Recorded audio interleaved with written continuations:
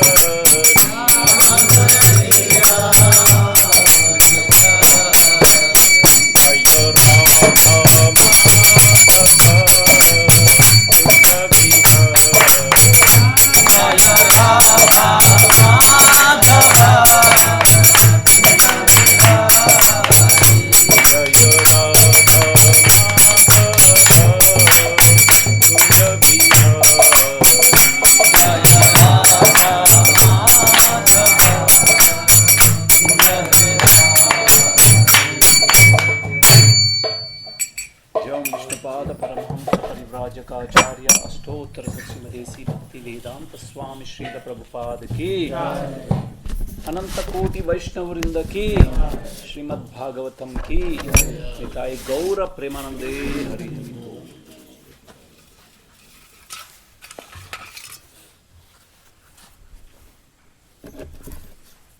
ओम नमो भगवते वासुदेवाय।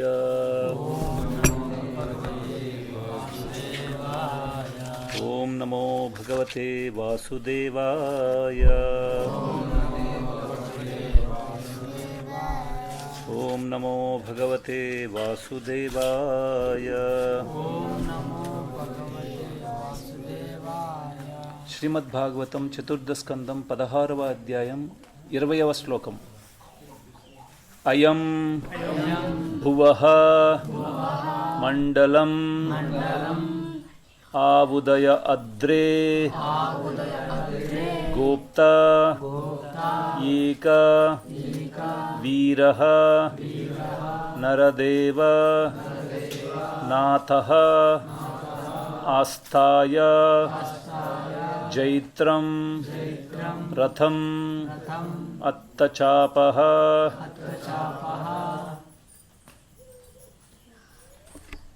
पर्यस्यते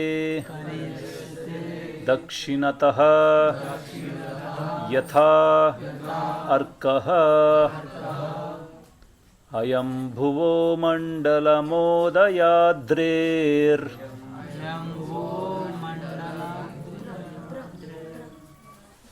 गोपै कविरो नरदेवनाथः।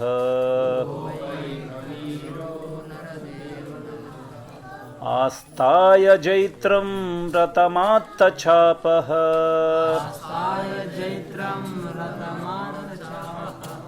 पर्यस्यते दक्षिणतो यथार्थ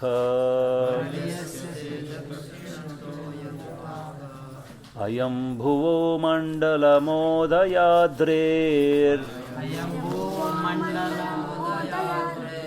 गोपैकवीरो नरदेवनाथः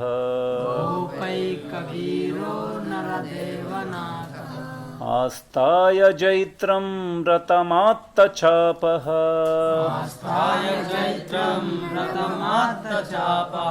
पर्यस्यते दक्षिणो यथार्कः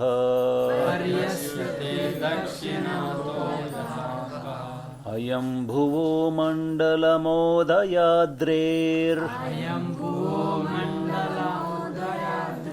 गोपैकवीरो नरदेवनाथः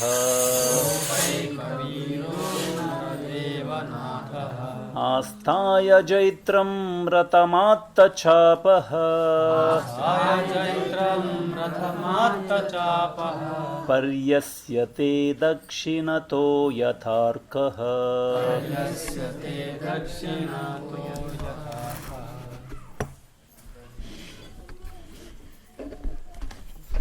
अयं भुवो मण्डलमोदयाद्रेर्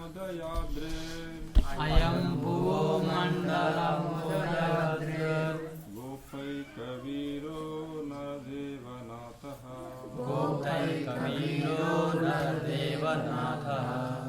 आस्ताय जैत्रं रथमात्तचापः पर्यस्यते दक्षिणतो यथार्कः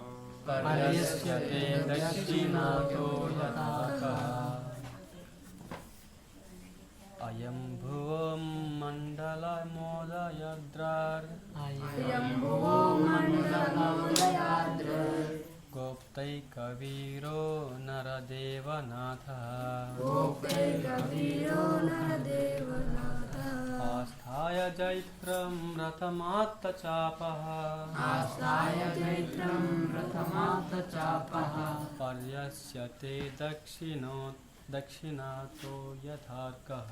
पर्यस्यते दक्षिणातो यथार्कः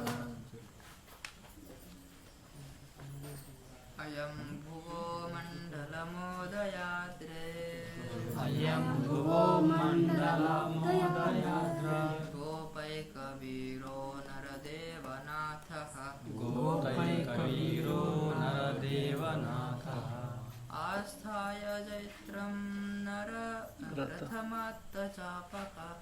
आस्थाय जैत्रं रथमात्तचापः पर्यस्यते दक्षिणतो यथार्कः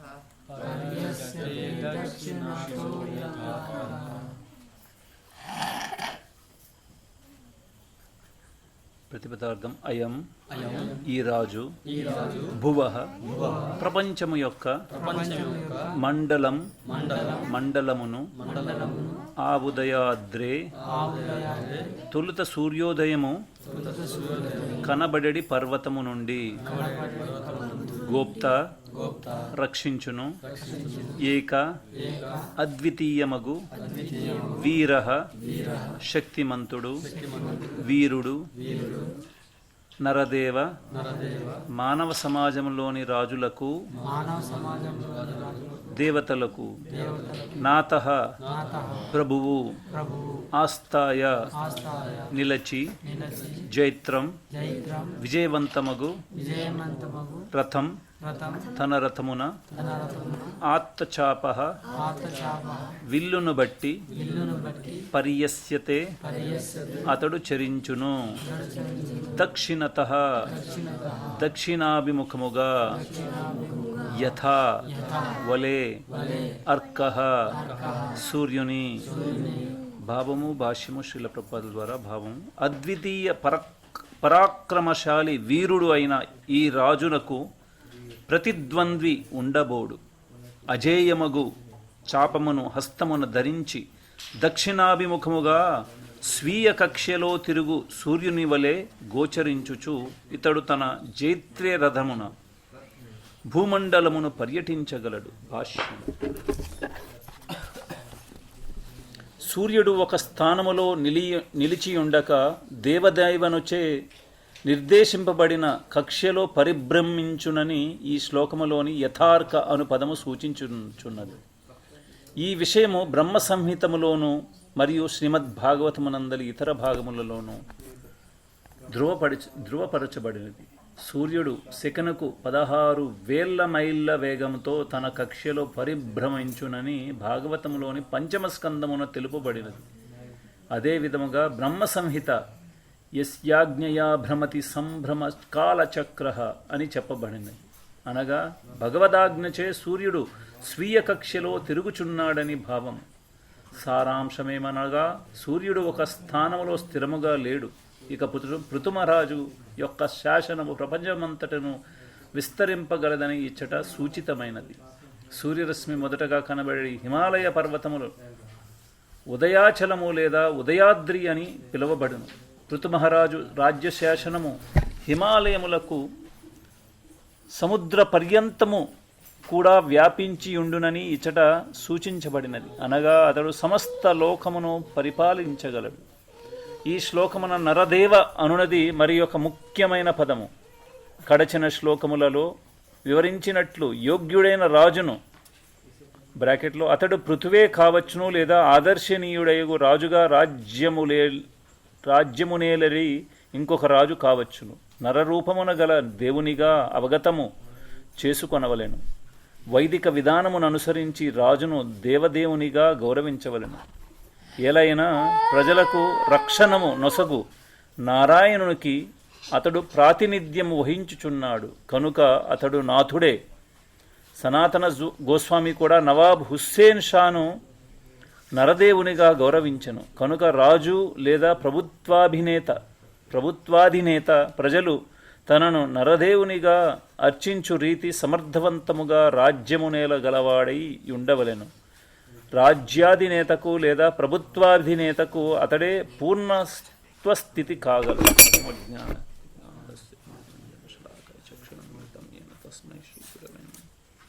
శ్రీ చైతన్య మనోభీష్టం స్థాపితం ఏన భూతలే స్వయం రూపకదామయ్య దదాతి సుపదాంతికం వందేహం శ్రీగురాశ్రీయుతపథకం శ్రీగురుం వైష్ణవం శ్రీరూపం సాగ్రజాతం సహగణ రఘునాథాన్వితం తం సజీవం సాద్వైతం సావధూతం పరిజన సహితం కృష్ణ చైతన్య దేవం శ్రీ రాధాకృష్ణ పాదాన్ సహగణ లలితా శ్రీ విశాఖాన్వితాం హే కృష్ణ కరుణా సింధు దీనబంధు జగపతి గోపేశ గోపికా కాంత రాధాకాంత నమోస్తు తప్తకాంచన గౌరాంగి రాధే బృందావని శ్రీ ప్రణమామి హరిప్రియ వాంఛాకల్పతరుభ్యశ్చ కృపా సింధుభ్యైవ చ పతితానాం పావనేభ్యో వైష్ణవేభ్యో నమో. శ్రీకృష్ణ చైతన్య ప్రభు నిత్యానంద శ్రీ అద్వైత గదాధర శివాసాది గౌరభక్తవృంద. హరే కృష్ణ హరే కృష్ణ కృష్ణ కృష్ణ హరే హరే హరే రామ రామ రామ హరే హరే.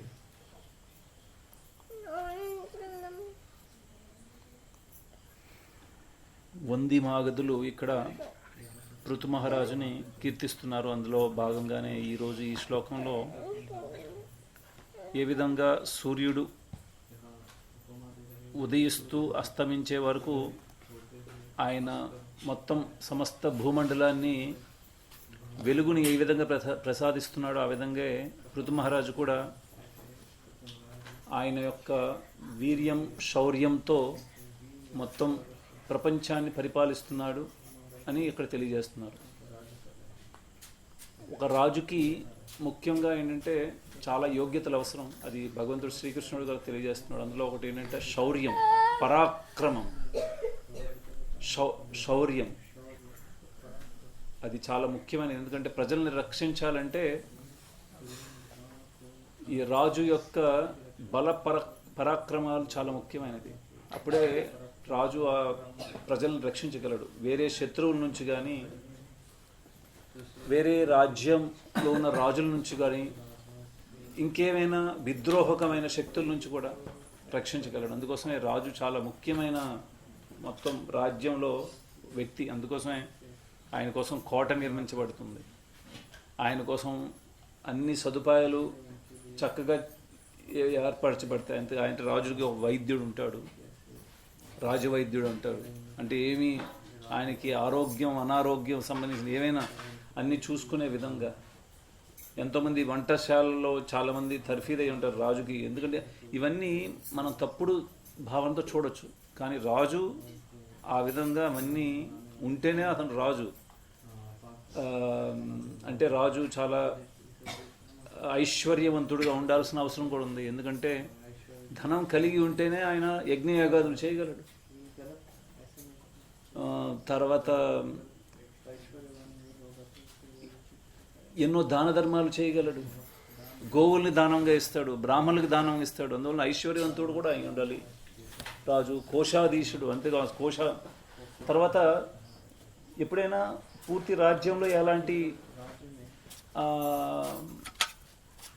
అవాంఛనీయులైన అంటే ఏవైనా ఎలాంటి సమస్యలు వచ్చినా దానికి తగ్గట్టుగా ప్రజలందరికీ ఆదుకోవడానికి ఆయన దగ్గర సముచితంగా చాలా ధన సంపాదన కూడా ఉండాలి. బంగారు రూపంలో లేకపోతే ధాన్య రూపంలో ఉండాలి. అందుకోసమే రాజు యొక్క బలం చాలా ముఖ్యమైనది. అందుకోసమే ఇది చూసారంటే మొత్తం ఇప్పుడు ఇది ఆడుతుంటారు, చదరంగం ఆడుతుంటారు. ముఖ్యంగా చదరంగంలో ఏంటంటే రాజు, భటుడు, శకటం, గుర్రం, ఈ ఏనుగు ఇవన్నీ ఉంటాయి, సైన్య బణాలు అన్నీ ఉంటాయి. దాంతో ఇద్దరు ఆడుతుంటారు. మొత్తాన్ని రక్షించడానికి, ఎవరికి రక్షించడానికి? రాజును రక్షించడానికి. అన్ని రకరకాలు ఉంటాయి. ఏనుగు ఎలా వెళ్తుంది, శకటం ఎలా వెళ్తుంది, ఒక భటుడు ఎలా నడుస్తాడు, అందులో మంత్రి ఉంటాడు, మంత్రి ఎలా నడుస్తాడు, రాజు. లాస్ట్లో అలాగలా అందరిని ఓడించి రాజుకు చెక్ అని చెప్పారంటే రాజు అయిపోయినట్టే. మరి రాజు ఇంకెక్కడ కదలలేనమాట. ఆయన దగ్గరలో వచ్చేసరి సైన్యం అయిపోయాడంటే ఓడిపోయినట్టు. అందుకోసం ఇంతకుముందు యుద్ధంలో కూడా రాజు యొక్క స్థితి వెనక వైపు ఉంటుంది, ముందు రకరకాల వ్యూహ రచనలన్నీ జరుగుతాయి. రాజును రక్షించడం ముఖ్యం. రాజు రక్షింపబడ్డాడంటే ప్రజలంటే సంరక్షింపబడతారు. అందుకోసం రాజు కోసం అన్ని ఏర్పాట్లు, ఆయన కోసం వస్త్రాలు, ఆభరణాలు, అన్నిటి కోసం ఒక డిపార్ట్మెంట్ ఇవ్వబడింది అనమాట. పంటలు పండించే వాళ్ళు వేరేగా ఉంటారు, ఆయన పూలు, ఆయనకి తల సౌకర్యాలు, అవన్నీ అవసరం రాజుకి. ఇక్కడ ఇంకోటి శిల ప్రభుపాదులు వర్ణిస్తున్నారు సూర్యుడి గురించి. ఏ విధంగా సూర్యుడు పరిభ్రమిస్తున్నాడు అని చూపిస్తున్నారు ఇక్కడ ప్రభు. అంటే ఏ విధంగా రాజు పరిభ్రమిస్తున్నాడు మొత్తం భూమండలం అంతా. అంటే ప్రస్తుత శాస్త్రజ్ఞులు ఏంటంటే సూర్యుడు స్థిరంగా ఉన్నాడు, దాని చుట్టూ అన్ని గ్రహాలు తిరుగుతున్నాయని అంటున్నారు. సూర్యుడు స్థిరంగా ఉన్నాడని. కానీ మన జ్యోతిష్ శాస్త్రం అలా చెప్పట్లేదు, ఇక్కడ ఈ శాస్త్రం చెప్పట్లేదు, శ్రీమద్ భాగవతం చెప్పట్లేదు. ప్రభుపాదులు ఇది కూడా చెప్తున్నారు, బ్రహ్మ సంహిత. ఎందుకంటే భగవంతుడి యొక్క ఆజ్ఞతోనే సూర్యుడు పరిభ్రమిస్తున్నాడు, ఆయన ఆజ్ఞ చేతనే అని బ్రహ్మ సంహిత చెప్పబడింది. ఆయన భయం వలన, శ్రీకృష్ణుడి యొక్క భయం వల్లనే మొత్తం సమస్తమైన లోకాల్లో ఉన్న దేవతలందరూ వాళ్ళ డ్యూటీస్ చేస్తున్నారు. కాకపోతే అప్పుడు మర్చిపోతుంటారు, అది వేరే విషయం. భగవంతుడి ద్వారా ఉద్భవించిన వాడు బ్రహ్మ, ఆయన కూడా మర్చిపోతున్నాడు. బ్రహ్మ విమోహన లీల జరగడం జరిగింది. ఎప్పుడైతే భగవంతుడు గోవర్ధన పర్వతం ఎత్తవలసింది ఇంద్రుడి యొక్క అహంకారం కోసం, ఆయన అహంకారం నాశనం చేయడం, అంటే అప్పుడప్పుడు మర్చిపోతారు వాళ్ళ యొక్క స్థితి.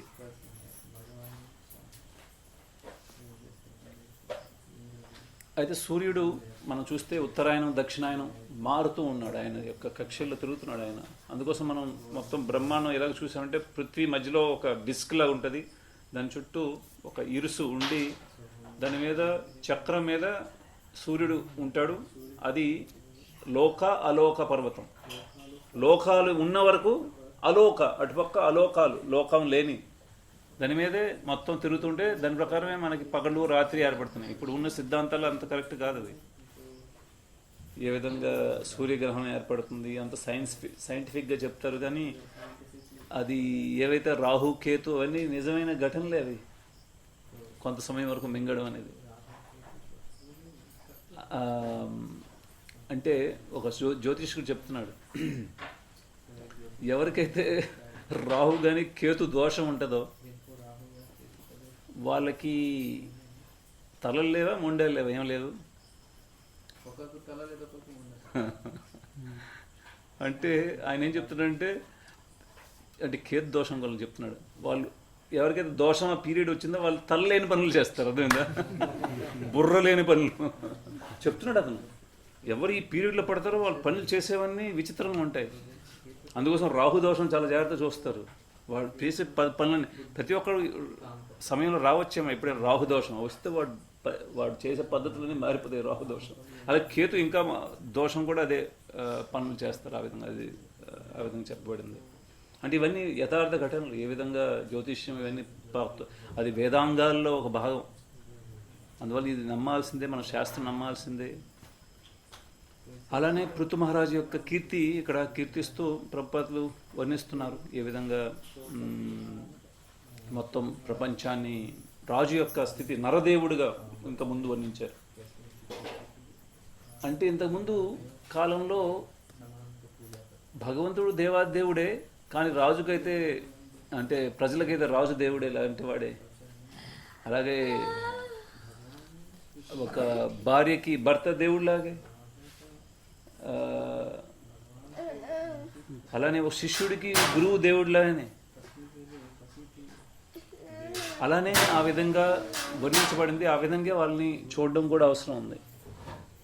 ఈ విధంగా నరదేవుడు, అందుకోసం వాళ్ళ కోసం గౌరవం ఇవ్వడం, అవన్నీ ప్రభుపాదులు ఇక్కడ వర్ణిస్తున్నారు. అయితే నరదేవుడి గురించి మహాభారతంలో ఒక వృత్తాంతం వస్తుంది, అది నేను చదువుతాను. ఆయన అంటే ప్రభు ఎలాగ ట్రాన్స్లేట్ చేస్తారో జాగ్రత్తగా వినండి. చాలా అద్భుతంగా వర్ణించారు మహాభారతంలో. ప్రతి ఒక్క పదం చాలా ఇంపార్టెంట్.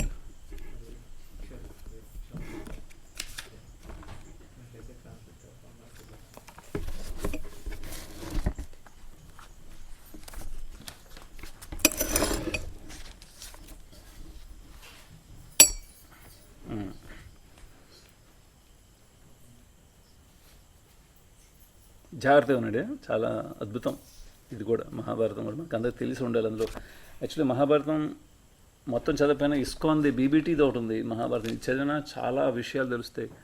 ధర్మం గురించి తెలుస్తుంది, మనం ఏంటి ఆచరించాలి, ఏం ఆచరించకూడదు, మన రోజు చేస్తున్న దైనందిన కార్యక్రమాలు చాలా ఇంప్రూవ్మెంట్ వస్తుంది. అంటే భాగవతం అది ముఖ్యమే. దాంతోపాటు మనకి రాజధర్మం ఏంటి, ఒక మనిషి యొక్క ధర్మం ఏంటి, అది కూడా డీటెయిలింగ్ ఇందులో కూడా చదివబడింది.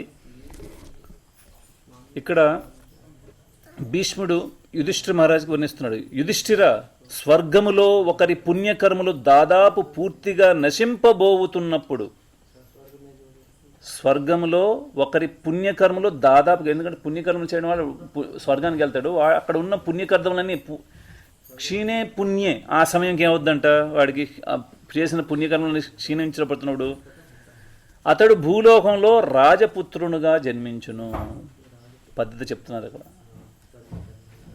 అట్టి వ్యక్తి జనులను రాజుగా పాలించుటకు ఉద్దేశింపబడును. విష్ణు భగవానుడే స్వయంగా అతడు అత్యున్నత అధికారమును పొందునట్లుగా వరమిచ్చెను. రాజుకు అత్యంత పదము, చాలా పెద్ద అధికారం ఇచ్చాడు విష్ణు భగవానుడే. ఆ కారణము చేతనే అతడు ఇతరులందరికీ మించి ఉన్నత వ్యక్తి అగును. రాజు, పౌత్ర, ఇంకను ఏమైనాను అడగదలిచితివా అడుగుతున్నారు. అప్పుడు యుధిష్ఠిర మహారాజు అడుగుతున్నారు. మహారాజు యుధిష్ఠిరుడు ఇట్లు ప్రశ్నించను. ఓ పితామహ, క్షత్రియ ధర్మాలను వివరిస్తూ ఇతర వర్ణాల వారిని గూర్చి కూడా దయచేసి నాకు వివరింపగలరు. అప్పుడు భీష్ముడు ఇట్లు బదులిచ్చాను. ఓ రాజా, 9 గుణాలను పెంపొందించు కొనుటకు అన్ని వర్ణాల వారు పాటుపడవలెను. 9 గుణాలు కోసం ప్రతి ఒక్కడు అన్ని వర్ణాల వాళ్ళు పాటుపడడం వల్లనే అంట. అందులో ఏంటంట, క్రోధమును నియంత్రించుట, కోపాన్ని నియంత్రించుకోవాలి, సత్యము పలకడము, ధర్మము పాటించడము, క్షమ, వేరే వాళ్ళని క్షమించే గుణము, కేవలము ధర్మపత్ని ద్వారానే సంతానము పొందుట, శౌచము అంటే శుభ్రత పాటించడము, కలహాలకు దూరంగా ఉండుట, సరళత్వము అంటే బయట ఎలాగున్నాడో లోపలికి ఎలాగ ఉండడం, లేదా బయట ఎలాగున్నాడో లోపల ఎలాగున్నాడో అలాగే బయటకు కనిపించడం, అది కూడా సరళత్వం ఉంది. మరియు తనపై ఆధారపడినట్టి వారిని పోషించుట, ప్రతి ఒక్కరికి ఎవరైతే ఆధారపడ్డారో వాళ్ళని పోషించుట. ఇవి 9 గుణాలని పెంపొందించుకోవడానికి అన్ని వర్ణాల వాళ్ళు ప్రయత్నం చేయాలంట. బ్రాహ్మణుడు ప్రధానముగా ఇంద్రియ నిగ్రహము కలిగి ఉండవలెను. వేద పఠనము తప్ప మరే ఇతర కార్యము చెయ్యకున్నను అతడిని సమస్త జీవులకు ఉత్తమ మిత్రువుగా భావించవలెను. ఏమైనను వైదిక జ్ఞానము చేత గర్వముతో ఇతరుల కీర్తిని నశింప ప్రయత్నించినచో అతడు పతనము చెంది మరణించిన పిమ్మట ఉత్తమ గతిని పొందలేడు. ఒక బ్రాహ్మణుడు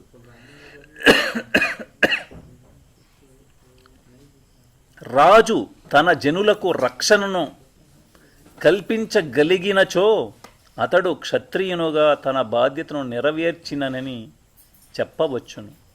వైశ్యులుగా పశుపోషణను ప్రత్యేకించి గోసంరక్షణ వ్యవసాయము ద్వారా లాభమును గడించవలెను. నిజమునకు 4 వర్ణములలోని విధులన్నీ గృహస్థ ఆశ్రమములో ఇమిడి ఉండినట్లుగానే క్షత్రియుని విధులలో సమస్తము ఇమిడి ఉండును. తరువాత భీష్ముడు ఒక ప్రాచీన చరిత్రను వివరించాను. పూర్వము మాంధాత అనే చక్రవర్తి దేవాదిదేవుడు నారాయణ భగవానుని దర్శింపదలచు కోరికతో గొప్ప యాగమును చేసెను. అంటే మందాత అంటే ఇది వృత్తాంతం భీష్ముడు యుధిష్ఠిర మహారాజుకు వినిపిస్తున్నాడు. పూర్వకాలంలో మాందాత అనే ఒక రాజు ఉన్నాడు. ఆయన విష్ణు భగవాన్ని దర్శింపజేయడాన్ని ఒక పెద్ద యజ్ఞయాగాన్ని చేశాడు. అతని పట్ల ప్రీతితో ఇంద్రుని రూపమును ధరించి అతని ఎదుట ప్రత్యక్షమయ్యను. ఆ మాందాత ముందు విష్ణు భగవానుడు ఒక ఇంద్రుని రూపంలో ప్రకటమయ్యాను. అప్పుడు ఇంద్రుని రూపంలో నీ విష్ణువు చెప్తున్నాడు, ఓ రాజా, నేను గాని బ్రహ్మ గాని ప్రత్యక్షముగా విష్ణువుని దర్శింపలేనప్పుడు నీవు ఎందుకు ప్రత్యక్షముగా దర్శింప కోరుకుంటువి? నేను అంటే ఇంద్రుడు ఇలా అక్కడ విష్ణువు చూపిస్తున్నాడు. నేను దర్శించలేదు, బ్రహ్మ దర్శించలేదు, నువ్వెందుకు దర్శించాలనుకుంటున్నావు ఆయన్ని?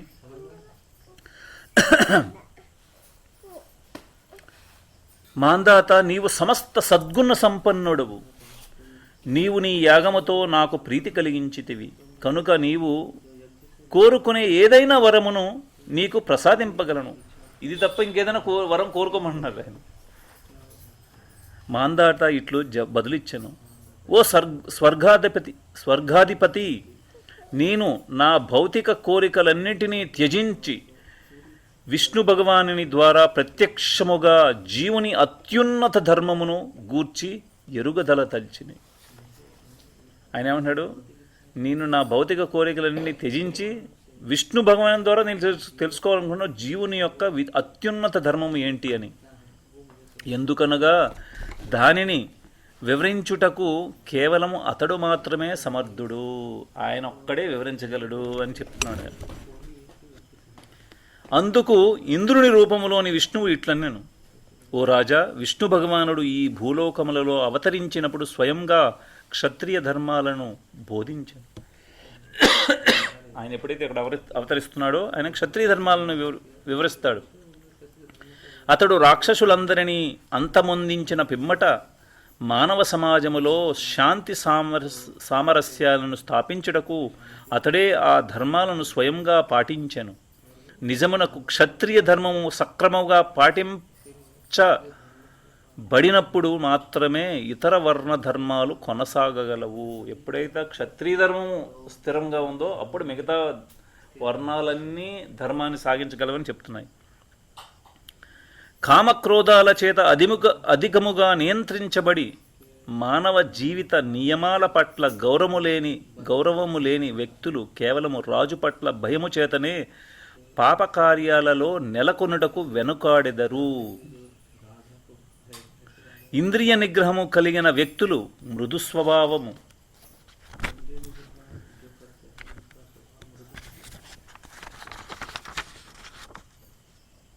స్వభావులు, ధర్మపరులు, సమర్థుడైన రాజు పాలనలో తమ విధులను ప్రశాంతముగా నిర్వర్తించుకోగలరు. క్షత్రియ ధర్మాలను చక్కగా పాటిస్తూ మానవ సమాజమును సక్రమంగా నడిపించు పరిపాలకుడిని నేను కూడా గౌరవముగా పూజించేదను. ఈ విధంగా పలికి ఇంద్రుని రూపంలో విష్ణువు అదృశ్యుడయ్యాను. భీష్ముడు తర్వాత ఇట్లనేను, ఓ రాజా, క్షత్రియుడు రాగద్వేషాలను విడిచి తన ధర్మమును శ్రద్ధగా పాటించినచో అతడికి కూడా ఇతర వరాలు మరియు ఆశ్రమాల వ్యక్తులు సాధించు జీవిత లక్ష్యాలు సంప్రాప్తించును. ఏమంటున్నారు? రాజా, క్షత్రియుడు రాగద్వేషాలను విడిచి తన ధర్మమును శ్రద్ధముగా పాటించినచో అతనికి కూడా ఇతర వర్ణాలు ఆశ్రమాలు వ్యక్తులు సాధించు జీవిత లక్ష్యాలు సంప్రాప్తించును. ఉదాహరణకు రాజు తన ప్రజలందరినీ రక్షిస్తూ సాధించు పుణ్యగతులను తాను రక్షించు వ్యక్తులు నిర్వహించు అనేక యాగాదులతో సాధించు పుణ్యముతో సమానముగా నుండును. అంటే తన రాజరికంలో ఉన్న వ్యక్తులు కూడా నిర్వహించే యజ్ఞయాగాదులతో పొందే పుణ్యము కూడా సమానంగా ఉండు ఈయన సాధించే పుణ్యగతులు. యుధిష్ఠిరా, నీవు ఈ భూప్రపంచమును పరిపాలించు బాధ్యతలను స్వీకరించుటకు వెనకాడకు. ఎందుకనగా అడవులలోని తమ ఆశ్రమాల్లో నివసించు మునులు సాధించు పుణ్యగతి కంటెను రాజు సాధించు పుణ్యగతి 100 రెట్లు అధికముగా తన ప్రజలను సంరక్షించడం ద్వారా పొందును. ఎవరైతే మునులు ఉన్నారో వాళ్ళు ఎన్నో యజ్ఞయాగాదులు చేస్తున్నారు. అక్కడ వాళ్ళు పొందే ఫలము కంటే ఎప్పుడైతే రాజు ప్రజలను సంరక్షించడం ద్వారా పొందే గతి 100 రెట్లు అధికంగా ఉంటుందంట. చూడండి, ఈ క్రమములో భీష్ముడు ఒక ప్రాచీన గాథను వినిపించెను. జాగ్రత్త వినండి, ఇది కూడా చాలా ఇంపార్టెంట్. ఒకసారి పూర్వము భూమిపై అరాచకత్వము ప్రబలి సముద్రములో పెద్ద చేప చిన్న చేపను తినునట్లుగా సమాజములో బలవంతుడు బలహీనులను మృంగివేయసాగిరి. నిజమునకు జీవన పరిస్థితి ఎంత దారుణమయ్యనగా దొంగలు కూడా తమ దోచుకొనిన ధనమును మరో దోపిడీదారులు దోచుకొందురనే భయంతో సంతోషముగా అనుభవించలేకపోయారు. అంటే దొంగలు కూడా సంతోషం ఉండలేకపోయారంట. వాళ్ళు దోచే దొంగలు తయారయ్యారంట. చివరకు మానవులు అధిక సంఖ్యలో సమావేశమై శాంతియుత వాతావరణమును నెలకొల్పునడకు ఒక వ్యవస్థ ఏర్పరచుకుని మానవులే ఏర్పరచుకునేది.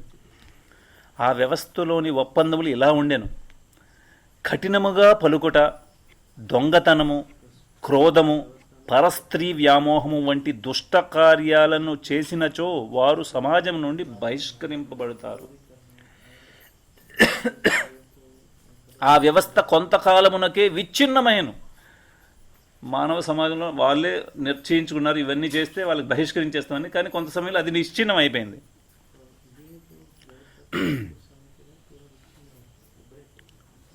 దానితో వారందరూ చివరికి బ్రహ్మదేవుని సమీపించి ఆందోళనతో ఇట్లు అర్థించరి: హే ప్రభు, మేము రాజును కలిగి లేనందున మా నాశనము అతి సమీపంలో కలదు. దయచేసి మాకు రాజును ప్రసాదించి ఈ విపత్కర పరిస్థితుల నుండి మమ్ము రక్షించగలరు. రాజు లేని ఒక రాజ్యం ఎలాగైపోతుంది ఇప్పుడు. అప్పుడు బ్రహ్మదేవుడు తన కుమారుడైన మనువును భూమిని పాలించవలసినదిగా కోరెను. మానవుల పాపకార్యాల బాధ్యతను తీసుకోవలసి వస్తుందనే భయంతో మనువు ఆ కోరికను తిరస్కరించెను. బ్రహ్మదేవుని యొక్క మానసపుత్రుడు మను. ఆయనకి ఈ విధంగా భూమిని పరిపాలించవయ్యా అంటే, వీళ్ళు పాపాలు చేస్తారు, దాని తలకు నాకు భాగం అవ్వాల్సింది, నేను చేయనని ఆయన తిరస్కరించారు. అందుకు భూలోకవాసులు మనువునకు ఇట్లు ఆశ్వాసమిచ్చరి: ఓ బ్రహ్మపుత్ర, నీవు మాకు రాజుగా ఉండుటకు అంగీకరించినచో పాపము చేయు వ్యక్తి ఆ పాపపు బాధ్యతను స్వీకరించుగాక. మేము చేసే ధర్మములో 4వ వంతు భాగమును సంతోషముగా మీ సంక్షేమము కొరకు మేము సమర్పించుకొందుము. ఎవరైతే పాపం చేస్తారో వాడే అనుభవించండి, ఎవరైతే పుణ్యం చేస్తాం మేమందరం అందులో 4వ వంతు నీకే లభిస్తుంది.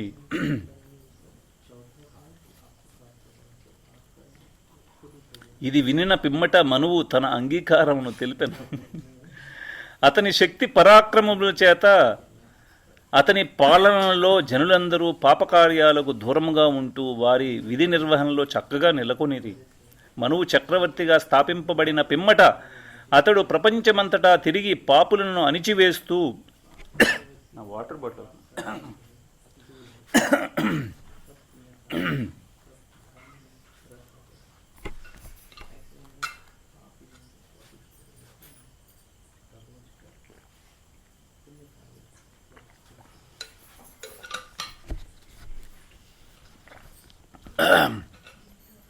మనువు చక్రవర్తిగా స్థాపింపబడిన పిమ్మట అతడు ప్రపంచమంతటా తిరిగి పాపులను అణిచివేస్తూ జనులను తమ వర్ణాశ్రమాలననుసరించి విద్యుక్త ధర్మ నిర్వహణలలో నెలకొనున్నట్లుగా చూచెను.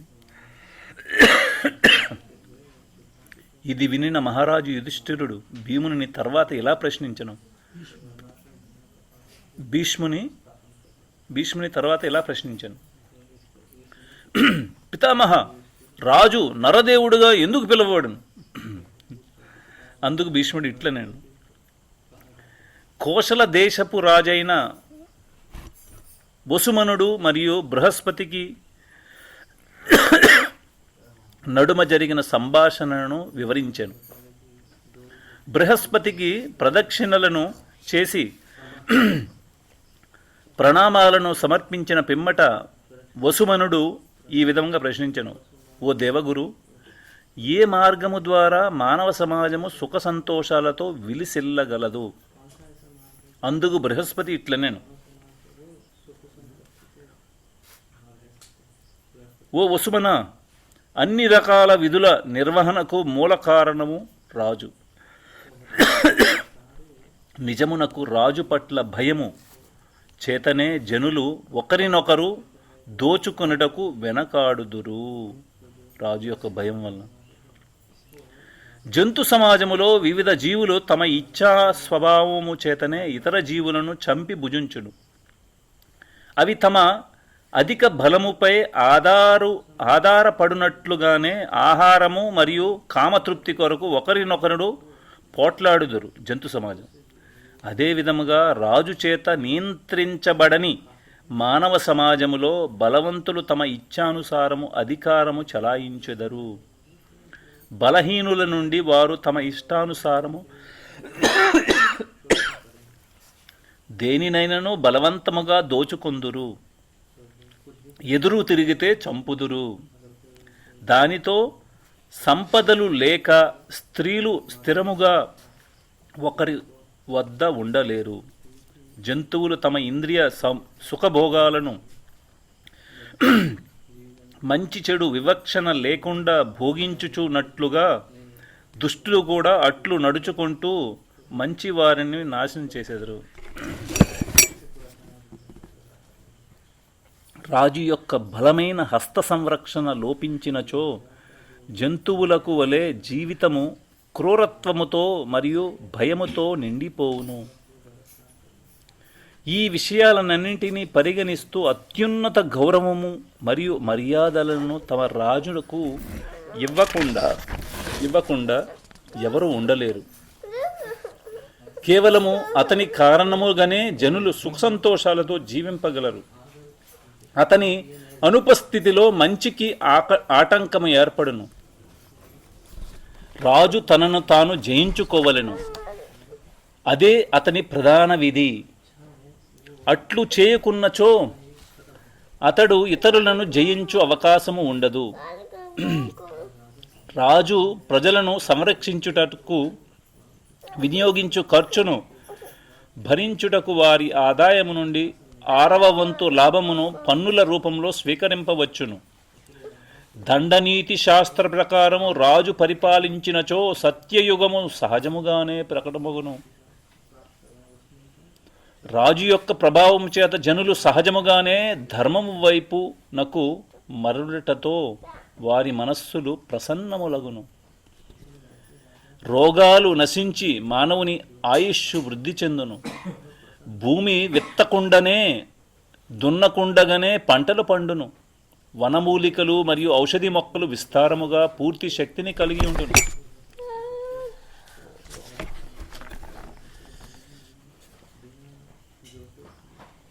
ఆరు ఋతువులు ఇంద్రియాలకు సుఖమును కలిగించును.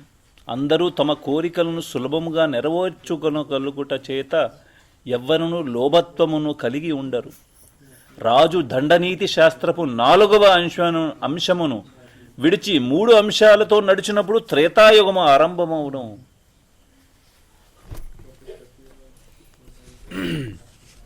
దండనీతిలో 4 వంతులు ఎప్పుడైతే ఒక అంశం విడిచిపెట్టి 3 అంశాలతో అది త్రేతాయుగం.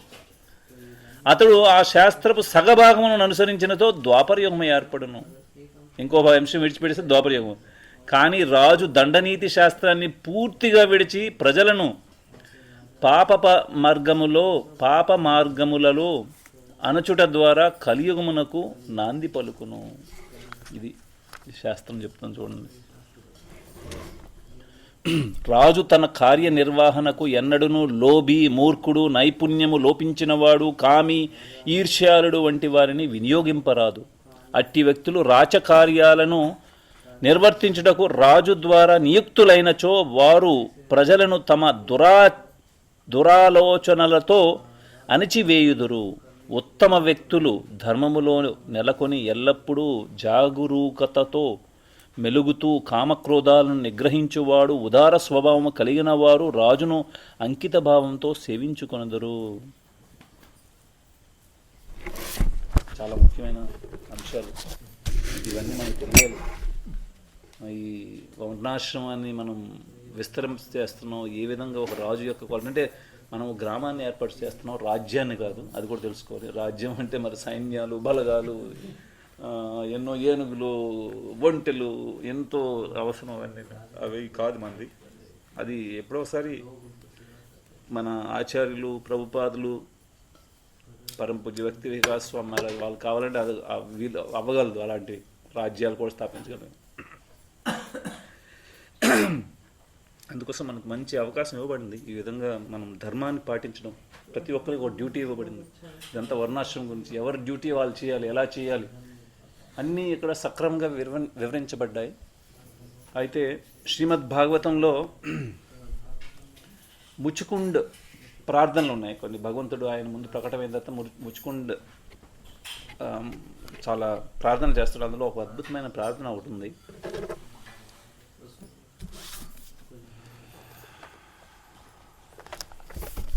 ఇందులో ముచుకుండ్ ఏం చెప్తున్నాడంటే,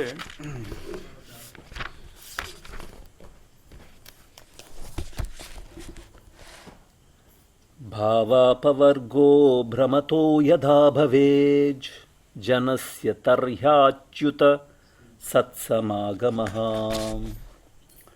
సత్సంగమో యర్హి తదైవ సద్గతౌ పరావరేషే త్వయి జాయతే మతిః. ఇక్కడ ముచుకుండ్ అచ్యుత భగవంతుడు పలుకుతున్నాడు. ఓ అచ్యుత, పరిభ్రమించు జీవునకు భవము తొలగినప్పుడు నీ భక్తుల సాంగత్యము లభించును. నీ భక్తులతో సాంగత్యమును నెరిపినప్పుడు భక్తుల పరమగతివి సర్వకార్య కారణములకు ఈశ్వరుడవు నగు నీ ఎడ అతనికి భక్తి ఉత్పన్నమగును. ఇది ఆయన చెప్తుంది. బ్రహ్మాండే భ్రమిత కోన భాగ్యవాన జీవ గురు కృష్ణ ప్రసాదేపై భక్తిలత బీజ. అంటే ఇక్కడ ముచ్చుకుంటే ఏమంటున్నాడు, ఎప్పుడైతే ఈ భౌతికమైన 14 లోకాల్లో సమయం పూర్తయిపోయిందంటే వాడికి, అంటే వీడికి ఇంకా దగ్గర వచ్చింది సమయం అన్నప్పటికీ ఎవరి సాంగత్యం లభిస్తుందంట? భక్తుల సాంగత్యం. అంటే వీడికి సమయం అయిపోయింది, ఇంకా 14 లోకాలు ఉండాల్సిన సమయం లేదు, అయిపోయింది. ఎన్నో జన్మల నుంచి పడుతున్నాడు, నానా తిప్పలు పడుతున్నాడు అనే సమయం అయిపోయింది. వీడికి 14 లోకాలు ఉండాల్సిన అవసరం లేదు. అప్పుడు ఒక భక్తుడు సాంగత్యం లభిస్తుంది. అందులో ఇంకా ఉన్నతమైన భక్తుల సాంగత్యం లభిస్తే వాడి తాల మార్గం ఇంకా సులువు అయిపోయింది. అంటే ఇంకా తక్కువ ఇంకా సమయం వాడికి ఉండాల్సిన అవసరం ఉంటుంది. అందువల్ల భక్తుల సాంగత్యం లభించింది ఇక్కడ ఉన్న వాళ్ళందరికీ. అంటే సామాన్యమైనది కాదు. అంటే మనకి సమయం మూడింది, ఇంకా అంతేదే. ఏమంటారు, సమయం మూడినట్టు మనకి. భగవద్ధామం వెళ్ళడానికి ఇంకా సమయం చాలా తక్కువ. అంటే అది మనం భవాంబుదైర్ వత్సపదం పదం యద్విపదాం న తేషాం. అంటే ఈ భవసాగరం అనేది భవాంబుదేర్ అంటే భవ అంబుది అంటే భవసాగరం అనేది చాలా పెద్దది. అంటే ఎన్నో జన్మల నుంచి కొట్టుకుపోతున్న ఈ సాగర సముద్రం అది ఎలా అయిపోద్ది? వత్సపదం ఒక ఆవు తాలూకు దూడ యొక్క గిట్ట తాలూకు అచ్చులో నీరు ఎంత అయిందో అంత అవలీలకు దాటేస్తుంది. ఆ సమయం ఆసన్నమైంది ఇప్పుడు మనందరికీ. దీన్ని ఇప్పుడు ఎలా అందరూ వినియోగించగలమా? ఎంత సమయం కేటాయిస్తాం? మన సమయం దగ్గరికి వచ్చేసింది, కానీ ఆ దగ్గర అనేది ఎన్ని యుగాలు అనేది ప్రతి ఒక్కరికి వేరే వేరే ఉంటుంది. ఇప్పుడు మన దగ్గర సమయం ఈనాడు ఇది తెలిసిన తర్వాత మనం ఇంకా చాలా గంభీరం అవ్వాలి.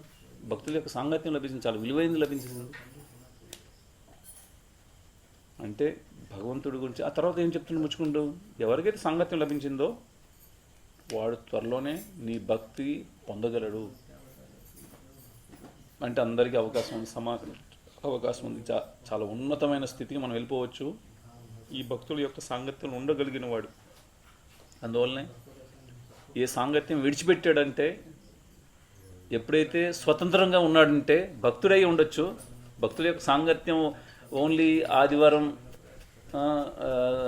అంటే వీకెండ్స్లో ఒకరోజు ఆ సాంగత్యం పొందాడంటే, రోజు సాంగత్యం లేడంటే వాడు తప్పకుండా మరలా ఏదో మూర్ఖ పని చేయాల్సిన అవసరం ఉంటుంది. వాడికి ఆ గతి లభిస్తుంది. అందుకో చాలా ముఖ్యమైనది. ఏ పరిస్థితుల్లో విడిచిపెట్టడానికి ప్రయత్నం చేయకూడదు. ఇలాంటి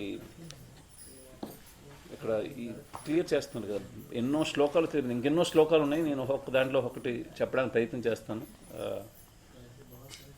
అంటే ఈ శ్లోకాలన్నీ బృహద్భాగవతామృతలో గోపి ప్రాణదాన్ ప్రభు ఒక భాష్యంలో ఒక్క శ్లోకం వర్ణిస్తున్నారు. ఎంత అద్భుతమైన శ్లోకాలు ఉన్నాయి. భక్తుల సాంగత్యం ఎలా విడిచిపెట్టగలరు. అందులో ఒక శ్లోకం ఇది ముచ్చుకుండే యొక్క ప్రార్థనలో. అందుకో చాలా జాగ్రత్తగా ఉండాలి మనం. ఇంత పెద్ద అవకాశం భక్తుల సాంగత్యంలో రోజు భగవంతుడి యొక్క కీర్తి గుణగానాలు వినడానికి, కీర్తించడానికి, కీర్తనలో పాల్గొనడానికి, భగవంతుడి యొక్క రోజు దర్శనం మనకి 3 సమయాలు దొరుకుతుంది. ఎంత సమయం. అందుకోసం ఈ సాంగత్యం కూడా కరెక్ట్గా అర్థం చేసుకోవాలి. ఏ సాంగత్యం వల్ల మనం ఈ భౌతిక బంధనాల నుంచి మనం తొలగిపోగలం, లేకపోతే ఇది మనం పెంచుకోగలం కూడా. దీన్ని కరెక్ట్గా వినియోగించకపోతే మనం పెంచుకోగలం. ఎందుకంటే యమునా నది ఒడ్డున చాలా చెట్లు ఉంటాయి. అందులో ఒక వేప చెట్టు కూడా ఉంటుంది దాని ఒడ్డులో. ఆ పక్కనే మామిడి చెట్టు కూడా ఉంటుంది. రెండు యమునా యొక్క నీటి సాంగత్యమే పొందుతున్నాయి. కానీ ఒకటి చేదు పళ్ళు ఇస్తుంది, ఒకటి తీపి పళ్ళు ఇస్తుంది. అందువల్ల మన సాంగత్యంలో కూడా చేయదు. అందరూ భక్తుల సాంగత్యం ఉన్నాం, కానీ ఎవరు చేదుని తీసుకుంటారు, ఎవరు తీపిని తీసుకుంటారు, అది ముఖ్యమైనమాట. ఏది మంచిని గ్రహిస్తారు, ఏది చెడుని గ్రహిస్తారు, మనం అందరి భావన చూడొచ్చు. ప్రతి ఒక్కరిని కొంత సమయం చూశాక వాడు పరిస్థితి ఏంటి, వాడి ఇంట్రెస్ట్ ఏంటి,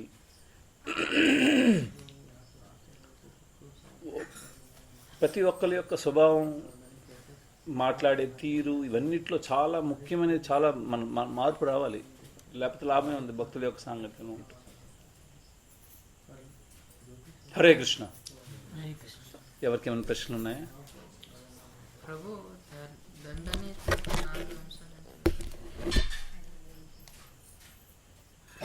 దండనీతి యొక్క 4 అంశాల 4 ఇవి విభాగం. 4 ఇంతలు ఉంటే అందులో ఒక్కొక్క భాగం తగ్గిపోతుంటే ఒకటి. ఒకరోజు మీరు 4 అంశాలు, అది వేరు 4 పాదాలు వేరు. ధర్మం యొక్క 4 పాదాలు వేరు. ఒక పాదం ఎరిగిపోవడం, అది సత్యయుగం, త్రేతాయుగం, ద్వాపరయుగం. ఈ కలియుగంలో ఒక సత్యం అనేది కొంచెం మిగిలింది, అది క్షీణిస్తుంది. అది ఆ విధంగా. ఇది దండనీతి అనేది ఒక శాస్త్రం. దాని ప్రకారం పాలించడం ఎలాగా. దండనీతి అంటే స్ట్రిక్ట్నెస్. ఎవరి రాజు యొక్క ఆ స్ట్రిక్ట్నెస్ 4 వంతులు ఉండాలి. అందులో ఒక వంతు తగ్గిపోయిందంటే త్రేతాయుగం, ఇంకా తగ్గిపోయింది. ఆ తగ్గిపోతూ కలియుగంలో ఏముండదు, దండనీతి స్ట్రిక్ట్నెస్ ఉండదు. అది అంతే. తగ్గుతుంటే ఒక్కొక్క యుగం తాలూకా డిగ్రేడెడ్ పతనం స్థాయి చెప్తున్నాడు అవన్నీ. ఒకవేళ 4 ఇంతలు ఇప్పుడే మనం పాటిస్తే సత్యయుగం వచ్చేస్తుంది. అది అంటే మీరు ఒక్కొక్క అంశది పేరు చెప్పిండి ఇప్పుడు వేరే వేరే రకాల. ఒకరోజు మీరు లెక్చర్ ఇచ్చినప్పుడు అది ఈ అంశాలు కాదు, అదే చెప్తున్నాను. సత్యం శౌచం క్షమాధయ కాలేన బలినా రాజన్ నంక్ష్యతి ఆయుర్బలం స్మృతి. అక్కడ ఏంటంటే కలియుగంలో దినం దినం గడుస్తున్న కొలది సత్యం తగ్గిపోద్ది, శౌచం తగ్గిపోద్ది, క్షమా దయ, ఈ 4 చెప్పాను. అలానే ఈ పవిత్ర ఏవైతే ధర్మం యొక్క 4 పాదాలు ఉన్నాయో అవి ఎప్పుడైతే ఒక్కొక్కటి తగ్గిపోతుందో, అంటే ఇది 2 విధాలుగా అర్థం చేసుకోవాలి. ఒకటైతే అంటే మన భాగవతంలో చెప్పాడు, ఈ 4లో ఒకటి తగ్గిపోవడం, ఇంకోటి తగ్గిపోవడం, 3 తగ్గిపోవడం, 4ది లభించడం. అది ఇంకో ఏం చెప్పారంటే ఈ 4 కూడా 1 వంతు, 2వ వంతు, 3వ వంతు, 4వ వంతు తగ్గిపోవడం, ఆ విధంగా అర్థమైంది కదా. అందువలన ఈ నేను చెప్పింది అక్కడ ఇది నంక్ష్యతి ఆయుర్బలం స్మృతి, అక్కడ ఈ 4. ఇక్కడ అంశాలు వేరు. దండనీతి, దండం అంటే స్ట్రిక్ట్నెస్, రాజు యొక్క స్ట్రిక్ట్నెస్ చాలా ముఖ్యం. దానివల్లనే దొంగలు దోచుకున్న వాళ్ళు కూడా దోపిడికి గురి అవుతున్నారంటే ఆ రాజు యొక్క స్థితి చాలా స్ట్రిక్ట్నెస్ లేదు అక్కడ, అర్థమైంది కదా. అందుకోసం రాజు చాలా స్ట్రిక్ట్గా ఉండాలి. అప్పుడే అందరూ భయంతోనే, రాజు భయంతోనే అక్కడ ప్రతి ఒక్కరు వాళ్ళ యొక్క విధులు నిర్వహించాలి. భయం లేకపోతే ఎవరు, ప్రతి ఒక్కరికి భయం ఉండాలి, చాలా ముఖ్యమైనది. ఆ భయం దేనికోసం? రక్షింపడానికి, అందుకోసమే ప్రభుత్వాలు వర్ణిస్తారు. పోలీస్ ఏంటి? రక్షణ వ్యవస్థది యాక్చువల్లీ. పోలీస్ అంటే రక్షణ. మరి పోలీస్ చూసి భయపడతారు ఎందుకు? అందరూ మనము భయపడతాం, ఎందుకంటే మనం దొంగలం కాబట్టి. మనకు భయం పట్టుకుంటాడు. ఇప్పుడు మోటార్ సైకిల్ వేసుకెళ్తే లైసెన్స్ ఉందా లేదా, ఈ బండికి అన్నీ కరెక్ట్గా ఉన్నాయి, అన్నీ పట్టుకుంటే మనకు భయం వేస్తుంది, ఎందుకంటే మనం పాటించట్లేదు అందువల్ల. కానీ వాళ్ళు రక్షణ కోసం, ఒకవేళ ఇవన్నీ లైసెన్స్ ఉన్నాయంటే వేరే వాళ్ళకి యాక్సిడెంట్లు అర్థమైంది కదా. అర్థం. శ్రీల ప్రభుపాద్కి, శ్రీమద్ భాగవతంకి.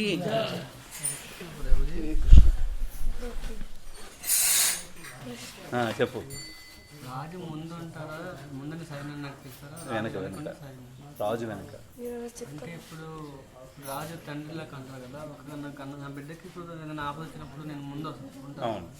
ఇప్పుడు రాజు కూడా అట్లాగే ప్రజల్ని కన్న బిడ్డలకు పాలిస్తూ వస్తా అంటారు. మరి అప్పుడు రాజు అంటే ప్రజలకి ఎప్పుడైతే ఆపద వచ్చేటప్పుడు అంటే బిడ్డకి, అక్కడ రాజు యొక్క బుద్ధి ఉపయోగిస్తాడు, ఎవరిని ఎలా వినియోగించాలి. రాజు ఒకవేళ ముందుకు అయిపోయాడు ఒక్కసారి, ఇంకా మిగతా వాళ్ళంతా పరుగు అటు ఇటు వెళ్ళిపోతారు. అందువల్ల వాళ్ళని సంరక్షించడానికి ఆ విధంగా ట్రైనింగ్ ఇచ్చి ఎవరు ఎప్పుడు వెళ్ళాలి, ఏ వ్యూహంలో వెళ్ళాలి, ఎవరు అక్కడ విధంగా గైడ్ చేయకపోతే వాళ్ళు చేయలేరు. అందుకోసం గైడెన్స్ అవసరం. అందుకోసం రాజు కింద మన సైన్యాధ్యక్షులు ఉంటారు, రకరకాల బలగాలు వాళ్ళు ఉంటారు, వాళ్ళని గైడ్ చేయడం ఈ విధంగా. కానీ ఆ విధంగా రక్షించడం కాదు, ముందుకు వెళ్ళిపోయాడు అంటే అక్కడ ఎక్కడో దెబ్బ తీస్తే పడిపోతాడు, అయిపోతాడు. మన రాజుల యొక్క ఇండియన్ కల్చర్లో ఉండేది, రాజులు ఉంటే సింహాలకు ముందు ఉండేది. ఎప్పుడైతే ఇస్లామిక్ రాజులు కానీ లేదంటే బ్రిటిషర్స్ వాళ్ళు ఎప్పుడు ఫేస్ చేయరు, ముందుకు రారు. రాజులు అనుకుంటారు సైన్యం ముందుకు పంపిస్తారు. కానీ మన మహాభారతం చదువు అయ్యా, మహాభారతం వ్యూహ రచనలో ఎక్కడ వెనుకుంటున్నారు రాజులు, ముందు సైనిక బలాలు వెళ్తారు, అలాగే ఉండదు. రాజుతో యుద్ధం చేస్తారు, సైన్యాల బలాలతో చేస్తారు. కానీ రాజు ప్రొటెక్షన్లో ఉంటారు, అన్ని దీంట్లోనే ప్రొటెక్షన్లో ఉంటారు. ఇప్పుడు ఈ రాజు ఎప్పుడో ఒకటి కూడా లేదు అట్లాంటిది. ఇది ముస్లిం రాజులు కానీ బ్రిటిష్ రాజులు కానీ అంటే స్ట్రైట్నెస్గా రాజులు ఇంకొకటి ఒక్కటి కూడా లేదు చరిత్ర. అంటే వాళ్ళు ఏ విధంగా రాజ్యాన్ని పాలించాలి, ఏ విధంగా అంటే వాంఛపూర్తంగా అట్లా ఉంటే వాళ్ళు అట్లా ధర్మాన్ని కోల్పోతే మరి ధర్మం పాటిస్తారు, వాళ్ళు ధర్మాన్ని పాటించారు. అందుకోసం వాళ్ళు తుర్క జాతికి చెందిన వాళ్ళు అలాగే పాటిస్తారు.